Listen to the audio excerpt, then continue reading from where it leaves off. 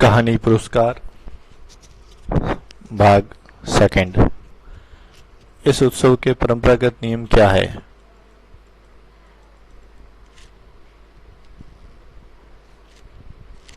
मंत्रीवर महाराज ने पूछा। देव, नियम तो बहुत साधारण है। किसी भी अच्छी भूमि को इस उत्सव के लिए चुनकर नियमानुसार पुरस्कार स्वरूप उसका मूल्य दे दिया जाता है। यानी कि जो इस राज्य में जो सर्वाधिक उर्वरा भूमि है उसको उसका चयन किया जाता है और बाद में और उस जमीन के जितने भाव होते हैं उसके 4 गुना यानी कि 4 गुना भाग उसे अनुग्रह में दे दिया जाता है। वह भी अत्यंत अनुग्रह पूर्वक, अर्थात भू संपत्ति का 4 गुना मूल्य उसे मिलता है। उस खेती को वही व्यक्ति वर्ष भर देखता है और वो राजा का खेत कहा जाता है। अब देखिए, वो जो खेती है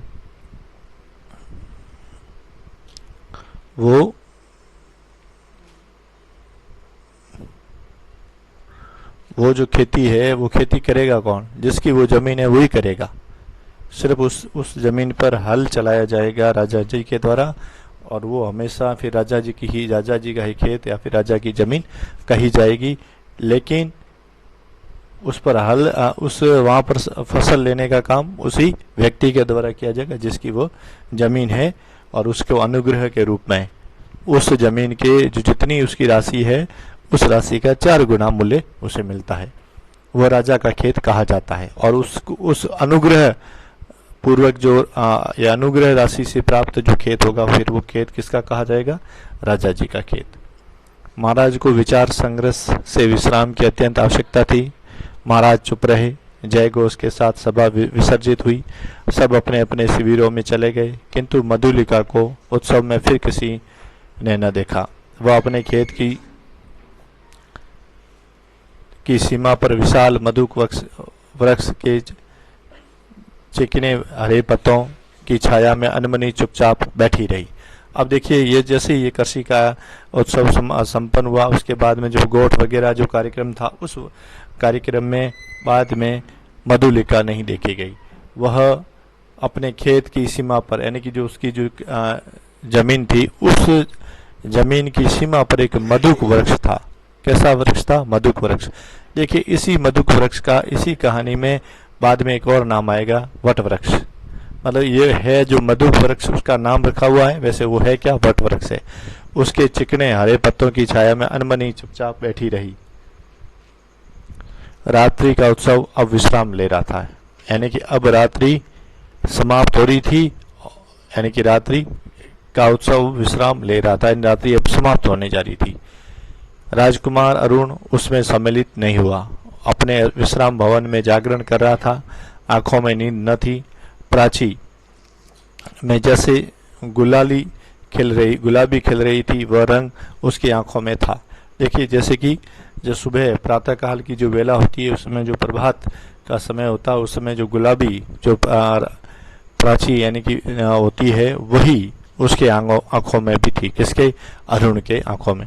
सामने देखा तो मुंडेर पर कपोती एक पैर पर खड़ी पंख फैलाए अंगड़ाई ले रही थी। अब देखिए, यहाँ पर एक विशेष बात है, यानी कि जब अरुण रवाना हुआ किससे मिलने? मधुलिका से। वो समय रात का था या फिर दिन का था? वो समय रात का नहीं था, वो प्रभात वेला का समय था। और अगर ये कौन सी ऋतु की बात हो रही है तो ये ऋतु कौन सी है? तो ये है वर्षा ऋतु। और वर्षा ऋतु में ही खेत वगैरह बोए जाते। तो वर्षा ऋतु में जब अरुण इस कृषक महोत्सव में कौशल नरेश के यहाँ भाग लेने आया था तब उस समय प्रातः काल में वो का समय है।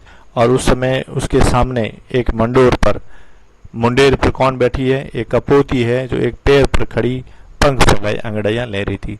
शायद ये मधुलिका की यौवन अवस्था है उसके बारे में संकेत कर रही है, या फिर इसका उससे भी कंपैरिजन किया जा सकता है। अरुण उठ खड़ा हुआ। दीवार पर सुसज्जित अश्व था। वह देखते देखते नगर तोरण पर जा पहुंचा। आरक्षक गण ऊँग रहे थे और अश्व के पैरों के शब्द से चौंक उठे।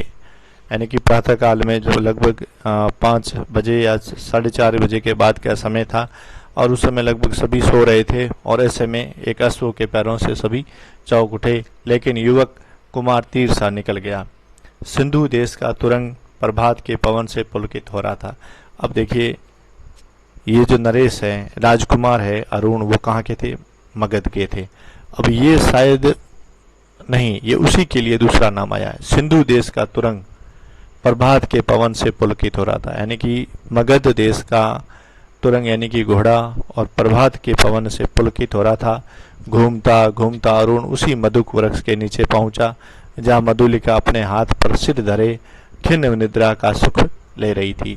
देखिए, उसकी निद्रा खिन्न हो चुकी थी, क्योंकि कि उसकी जो जमीन थी, जो उसके पितृ पितामहों की जो जमीन थी, वो आज उसके संरक्षण या उसके हाथ से निकल चुकी थी और आज वो जमीन कैसी? राजा का खेत बन चुका था। ऐसे में उसकी जो सोई हुई थी वो अनमनी सी सोई हुई थी, यानी खिन्न निद्रा थी।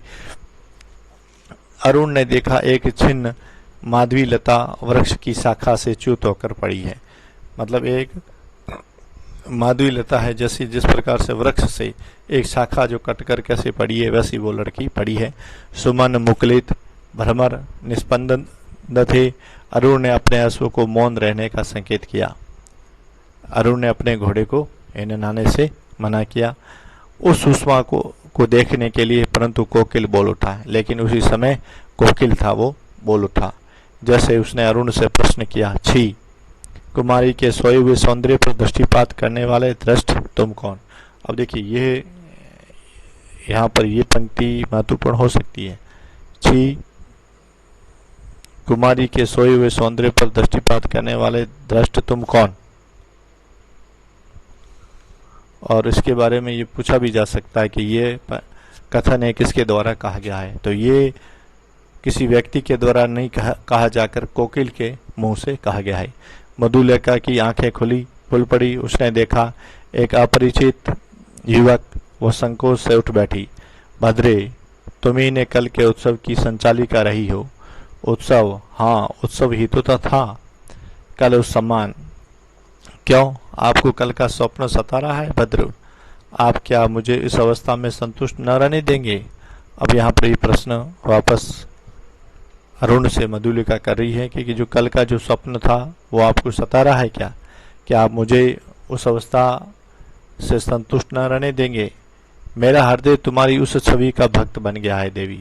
अब ये कथन अरुण का है और मधुलिका के लिए, यानी उस समय की जो क्रियाक्रम था, उस समय जो घटनाक्रम था, उस समय उसका जो ओजस्वी रूप मधुलिका का जो सामने आया था, उस छवि का भक्त अरुण बना है। मेरे उस अभिनय का मेरी विडंबना का आहा, मनुष्य कितना निर्दय है। अपरिचित, क्षमा करो, जाओ अपने मार्ग। सरलता की देवी, मैं मगध का राजकुमार तुम्हारे अनुग्रह का प्रार्थी हूँ। मेरे हृदय की भावना अवगुंठन में रहना नहीं जानती, उसे अपनी। अब देखिए, यहाँ अनुग्रह की ओर बात आ रही है। सरलता की देवी, ये शब्द किसके लिए आया हुआ है? ये सरलता की देवी किसे कहा है? यहाँ पर मधुलिका को कहा है। किसने कहा है? अरुण ने कहा है। मैं मगध का राजकुमार तुम्हारे अनुग्रह का प्रार्थी हूँ।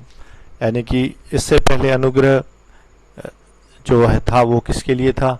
वो उस जमीन के लिए, जो उर्वरा जमीन थी उसके लिए था। और अब ये जो है वो किसके लिए है? वो अरुण के द्वारा मधुलिका के हृदय के लिए। मेरे हृदय की भावना अवगुंठन में रहना नहीं जानती, यानी कि वो उसके बस में नहीं है, या फिर वो छुप रही है। उसे अपनी राजकुमार, मैं कर्षक बालिका हूँ, आप नंदन बिहारी और मैं पृथ्वी पर परिश्रम करके जीने वाली। अब देखिए, यहाँ पर नंदन बिहारी किसके लिए आया है? नंदन बिहारी अरुण को कहा गया है और राजकुमार मधुलिका के द्वारा, और स्वयं को उसने क्या? पृथ्वी पर परिश्रम करके जीने वाली। तो ये नंदन बिहारी, वैसे कृष्ण भगवान को भी कहा जाता है और नंद बिहारी कहा जाता है, और ये नंदन बिहारी है। तो यहाँ नंदन बिहारी अरुण के लिए आया है। आज मेरी स्नेह की भूमि पर से मेरा अधिकार छीन लिया गया है। मैं दुख से विकल हूँ, मेरा उपहास न करें। यानी कि जो उसकी जो जमीन गई है उसके बाद से वो दुखी है, और ऐसे में मेरा उपहास न करो। मैं कौशल नरेश से तुम्हारी भूमि तुम्हें दिलवा दूंगा। अब यहाँ पर अरुण के द्वारा कहा जा रहा है कि जो जमीन कौशल नरेश ने ली है उसकी वो आप तुम्हें वापस दिलवा दूंगा। नहीं, वह कौशल का राष्ट्रीय नियम है, मैं उसे बदलना नहीं चाहती, चाहे उससे मुझे कितना ही दुख ना हो। देखिए यहाँ पर ये देश प्रेम की या फिर राष्ट्र प्रेम की भावना जो है वो भावना बलवती हुई है, और जो कौशल के राष्ट्रीय नियम को अपने दुख से, भले कितना ही दुख सह ले, लेकिन कौशल का राष्ट्रीय नियम बदलना नहीं चाहिए। तब तुम्हारा रहस्य क्या है? ये रहस्य मानव हृदय का है, मेरा नहीं। आप देखिए यहाँ पर जो मधुलिका थी, मधुलिका के हृदय में जो भावनाएं चल रही थी, जब उसकी जमीन चली गई, जब उसकी खेती की जमीन, जो पिता और पितामहों की जो जमीन चली गई, उसके बाद में उसके जो हृदय में जो चल रहा था उसके बारे में पूछ रहा है कि तब तुम्हारा रहस्य क्या है? तब वो कहती है कि ये रहस्य मानव हृदय का है, मेरा नहीं। राजकुमार, नियमों से यदि मानव हृदय बाध्य होता तो आज मगध के राजकुमार का हृदय किसी राजकुमारी की ओर न खींचकर एक कृषक बालिका का अपमान करने नहीं आता। मधुलिका उठ खड़ी हुई। अब यहाँ पर विचारों का टकराव हो रहा है। यदि मानव हृदय या राजकुमार, यदि नियमों से यदि मानव हृदय बाध्य होता तो आज मगध का राजकुमार का हृदय किसी राजकुमारी की ओर न खींचकर एक कृषक बालिका का अपमान करने नहीं आता। क्योंकि वो राजकुमार था तो वो किसी राजकुमारी के पास में जाता और उससे कोई दिल की बात करता, लेकिन वो आज किसके पास में आया? एक कृषक बालिका के पास में आया है। चोट खाकर राजकुमार लौट पड़ा। किशोर किरणों में उसका रत्न किरीट चमक उठा। यानी कि उसका जो जब अरुण जब वापस लौट रहा था तो उसका वो चेहरा है जो वो किरणों में, किशोर किरणों में वो चेहरा चमक उठा। अश्व वेग से चला जा रहा था और मधुलिका निष्ठुर प्रहार करके क्या स्वयं आहत न हुई? उसके हृदय में टीस सी होने लगी। वह सजल नेत्रों से उड़ती हुई धूल देखने लगी। मधुलिका ने राजा का प्रतिपादन अनुग्रह नहीं लिया। मधुलिका ने किसका अनुग्रह नहीं लिया था? उसने राजा जो कौशल नरेश से उससे अनुग्रह नहीं लिया। वह दूसरे खेतों में काम करती और चौथे पहर रूखी सूखी खाकर पड़ रहती। यानी कि दिन में कितने पहर होते हैं? चौथे 4 पहर। तो वो चौथे पहर में फिर क्या करती? वो जो जितनी भी जैसी भी उसको रूखी सूखी मिलती वो खाकर वो सोई रहती। मधुक वृक्ष के नीचे छोटी सी पर्ण कुटीर थी। सूखे डंठलों से उसकी दीवार बनी थी। मधुलिका का यही आश्रय था। यानी कि मधुलिका रहती कहाँ थी? अब उसकी जमीन तो चली गई थी, लेकिन उसकी जो जमीन चली गई थी उसी के किनारे पर एक मधुक यानी कि वट वृक्ष था। उसके नीचे उसने एक छोटी सी अपनी पर्ण कुटीर यानी पत्तों से एक कुटिया बनाई और उसमें उसकी जो दीवार किससे बनाई? सूखे डंठलों से बनाई और वहीं पर वो रहने लगी। कठोर परिश्रम से जो रूखा अन्न मिलता वही उसकी सांसों को बढ़ाने के लिए प्राप्त था। यही उसका भोजन था। यानी कि जो जैसा रूखा सूखा दिन भर वो मेहनत करती और उसके बाद में जो मिलता उसी से वो अपना जीवन यापन करने लगी। दुबली होने पर भी उसके अंग पर तपस्या की कांति थी। यानी कि वो मेहनत करने से वो दुबली तो हो गई थी, लेकिन उसके अंग पर किसकी? तपस्या की चमक थी, कांति थी, एक तेज था। आसपास के कृषक उसका आदर करते। वह एक आदर्श बालिका थी। दिन, सप्ताह, महीने और वर्ष बीतने लगे। शीतकाल की रजनी, मेघों से भरा आकाश जिसमें बिजली की दौड़ धूप। मधुलिका का साजन टपक रहा था। ओढ़ने की कमी थी। वह ठिठुर कर एक कोने में बैठी थी और मधुलिका अपने अभाव को आज बढ़ाकर सोच रही थी। अब देखिए यहाँ पर पहले, अब ये जो घटनाक्रम जो नया आया है वो 3 साल बाद का है। इससे पहले जो घटना हुई थी वो 3 साल पहले की थी और वो समय था वर्षा काल का। लेकिन अब जो घटनाक्रम है अब ये है शीतकाल का। शीतकाल की रजनी यानी कि वो प्रभात का समय था और ये रात का समय है। जब पहली बार अरुण मधुलिका से जो मिला तो अब देखिए वैसे प्रत्यक्ष वैसे देखा जाए तो वो उस कार्यक्रम में मिला था उससे, लेकिन दूसरी बार कब? वो जब वो कश्यप का महोत्सव था उसी के दूसरे दिन प्रभात में वो उससे मिलने गया था। तो यहाँ और उसके बाद में वो किससे कब मिल रहा है? वो शीतकाल में, शीतकाल की रंजनी, मेघों से भरा आकाश और जिसमें बिजली की दौड़ धूप, मधुलिका का साजन, यानी कि जो मधुलिका की जो जो पर्ण कुटीर थी वो टपक रही थी और उसके पास में ओढ़ने के लिए कपड़े भी नहीं थे और वो ठिठुर कर एक कोने में बैठी थी। मधुलिका अपने अभाव को आज बढ़ा कर सोच रही थी। जीवन से सामंजस्य बनाए रखने वाले उपकरण तो अपनी सीमा निर्धारित रखते हैं, परंतु उनकी आवश्यकता और कल्पना भावना के साथ बढ़ती घटती रहती है। आज बहुत दिनों पर उसे बीती हुई बात स्मरण हुई। आज से 3 साल पहले जो उसके साथ में एक प्रभात के समय, सुबह के समय जो एक घटना घटित हुई थी, जब उसकी जमीन चली गई थी, जब कृषक उत्सव के दिन, उसके दूसरे दिन जो प्रभात वेला में एक घटना घटी थी, तो वही घटना आज उसको वापस स्मरण हो रही है। 2 नहीं 3 वर्ष हुए होंगे इस मधु के नीचे प्रभात में तरुण राजकुमार ने क्या कहा था, यानी कि अब उसको 3 वर्ष पहले की वो घटना आज याद आ रही है। उसने कहा था कि उसने उसे क्या कहा था। वह अपने हृदय से पूछने लगी, इन चाटुकारी के शब्दों को सुनने के लिए उत्सुक सी वो पूछने लगी, क्या कहा था? दुख दग्ध हृदय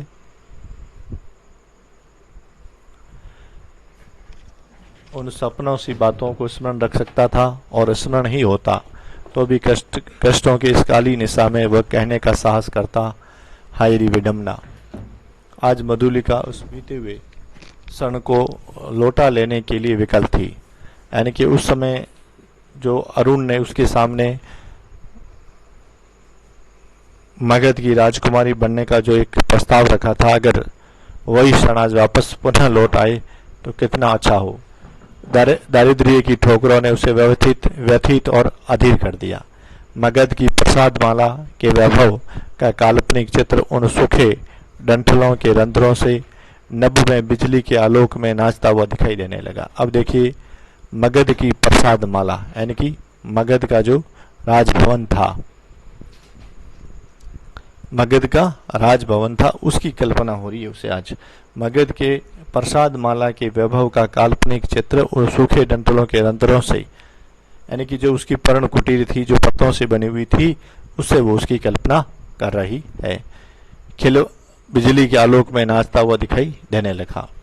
खिलवाड़ी शिशु जैसे श्रावण की संध्या में जुगनू को पकड़ने के लिए हाथ लपकाता है, यानी कि कैसा शिशु? खिलवाड़ी, यानी कि जो खिलाड़ी शिशु होता है वो श्रावण की संध्या में, यानी श्रावण के महीने में जुगनू को पकड़ता है ना, उसकी कोशिश करता है। लेकिन वैसे ही मधुलिका मन ही मन कह रही थी, अभी वो निकल गया, मतलब वो अभी वो निकल गया। ये उस समय जो अरुण उसके हाथ से निकल गया था, वही बात हो रही है। वर्षा ने भीषण रूप धारण किया, गिड़गिड़ाहट बढ़ने लगी, ओले पड़ने की संभावना थी और मधुलिका अपने जर्जर झोंपड़ी के लिए कांप उठी। सहसा बाहर कुछ शब्द हुआ, कौन है यहाँ? पथी को आश्रय चाहिए। और तभी इतनी भयंकर वर्षा में बाहर किसी ने आकर उसका दरवाजा खटखटाया और वो पूछती है कौन है, तब कहता है कि ये पथिक है, उसको आश्रय चाहिए। मधुलिका ने डंठलों का कपाट खोल दिया, बिजली चमक उठी। उसने देखा एक पुरुष घोड़े की डोर पकड़े खड़ा है। सहसा वो चिल्ला उठी, राजकुमार। देखिए, जो अभी उसने जस्ट 5 मिनट पहले जिसकी कल्पना की थी, यदि कि 3 साल पहले जो मेरे सामने जो घटनाक्रम हुआ था, अगर आज वो पुनः घटित हो जाए तो क्या बात हो। लेकिन वो ही घटनाक्रम उसके सामने पुनः आज 3 वर्ष पहले का घटनाक्रम जो प्रातःकाल वेला में हुआ था, वो रात, उस भयंकर सर्दी की रात्रि में जब वर्षा हो रही है और ओले पड़ने की भी संभावना है, और ऐसे में उस राजकुमार से पुनः उसकी मुलाकात होती है। मधुलिका आश्चर्य से युवक ने कहा। एक क्षण के लिए सन्नाटा छा गया। मधुलिका अपनी कल्पना को सहसा प्रत्यक्ष देखकर चकित हो गई। इतने दिनों के बाद आज फिर? अरुण ने कहा, कितना समझाया मैंने, परंतु अब यहाँ पर अरुण, उसकी जो हालत है, उसकी जो दरिद्रता है देखकर वो उस पर कटाक्ष करना चाहता था, लेकिन मधुलिका ने अपने को संभाला और मधुलिका अपनी दयनीय अवस्था पर संकेत करने देना नहीं चाहती थी। उसने कहा, और आज आपकी ये क्या दशा है? लेकिन तभी मधुलिका पुनः उससे प्रश्न करती है कि लेकिन मेरी जो दशा है तो वो तो है, लेकिन आप इस दशा में क्यों? सिर झुकाकर अरुण ने कहा, मैं मगध का विद्रोही निर्वाचित कौशल में जीविका खोजने आया हूँ। यानी कि मैंने मगध से, यानी कि अपने राज्य से विद्रोह कर लिया है और मैं यहाँ पर जीविका खोजने आया हूँ। यानी कि देखिए, पहली बार जब अरुण मगध आया था तब वो उस कार्यक्रम में काशी महोत्सव में भाग लेने आया था, लेकिन दूसरी बार आया है तब वो एक जीविका खोजने के लिए और एक विद्रोही, एक निर्वाचित के रूप में आश्रय खोजने के लिए कौशल आया है। मधुलिका उस अंधकार में ही हंस पड़ी। मगध का विद्रोही राजकुमार का स्वागत करें, एक अनाथिनी कृषक बालिका, यह भी एक विडंबना है, तो भी मैं स्वागत के लिए प्रस्तुत हूँ। अब देखिए, उस समय की परिस्थिति और अब की परिस्थिति दोनों अलग अलग है। उस समय राजकुमार मगध का राजकुमार था, लेकिन आज वो राजकुमार नहीं रहा, आज वो मगध का विद्रोही है और वो यहाँ आश्रय पाने के लिए और यहाँ पर कृषि, यहाँ अपनी जीविका के लिए आया है। और इधर मधुलिका, जब उसके पास में भी कुछ नहीं है, वो भी एक अनाथिनी है, लेकिन कैसी विडंबना है कि आज मगध के विद्रोही राजकुमार का स्वागत करने के लिए एक अनाथिनी मधुलिका उसके सामने है। शीतकाल की निस्तब्ध राजरंजनी, कोहरे से दली हुई चांदनी, हाड़ कपा देने वाला समीर, तो भी अरुण और मधुलिका दोनों पहाड़ी गह्वर के द्वार पर वट वृक्ष के नीचे बैठे हुए बातें कर रहे हैं। अब देखिए, ये अब वो जो मधु वृक्ष था उसी का ये दूसरा नाम क्या आ गया? वट वृक्ष। अब देखिए, ये शीतकाल की निस्तब्ध रजनी, यानी कि शीतकाल की रात है और कोहरे से दली हुई चांदनी, हाड़ कपा देने वाला समीर, मतलब इतनी ठंडी हवा चल रही है और उसे में भी दोनों उस पहाड़ी जो गह्वर है उस में बैठे हुए दोनों एक वट वृक्ष के नीचे बैठे बातें कर रहे हैं। मधुलिका की वाणी में उत्साह था, किंतु अरुण जैसे अत्यंत सावधान होकर बोलता। मधुलिका ने पूछा, जब तुम इतनी विपन्न अवस्था में हो तो फिर इतने सैनिकों को साथ रखने की क्या आवश्यकता है? देखिए, अब जो अरुण आया है तो उसके साथ में उसके सैनिक भी साथ में, वो अकेला नहीं आया है। मधुलिका, बाहुबल ही तो वीरों की आजीविका है, ये मेरे जीवन मरण के साथी हैं, भला मैं इन्हें कैसे छोड़ देता और करता ही क्या?